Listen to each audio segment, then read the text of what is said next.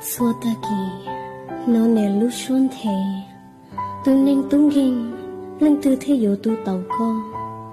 xua mò nó chỉ lúc xua chế sa mù cha chuyện chơi lo chế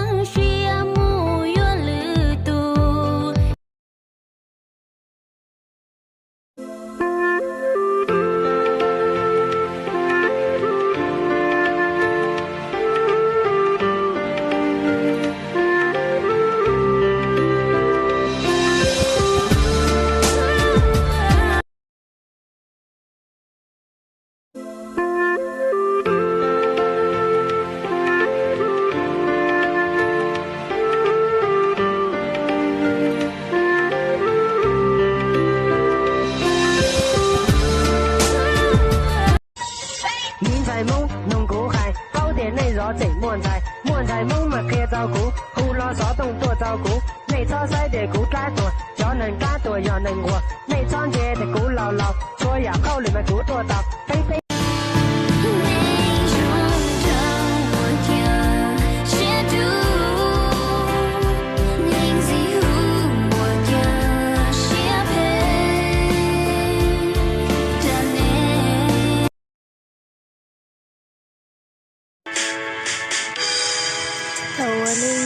có từ chỉ lúc cô thầu sắp bao tuổi thầu có sao tôi cô chạy cô họ tôi chỉ tìm mua thầu có xanh cao không nhạc khó thứ tua chỉ do sông cao ôi lúa ôi trao cũ lúa xe nhỏ chỉ tu xanh cho có thà ít riêng xanh cao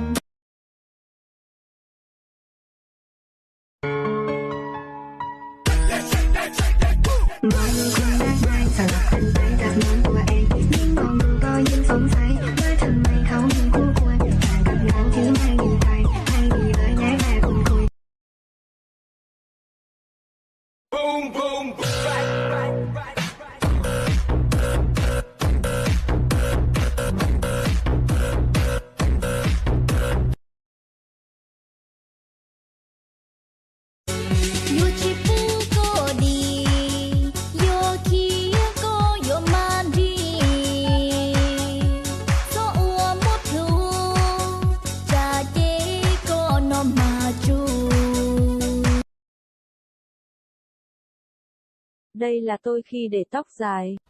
Okay, let's go. Đây là tôi khi để tóc ngắn. Nào cũng vào bệnh viện thôi.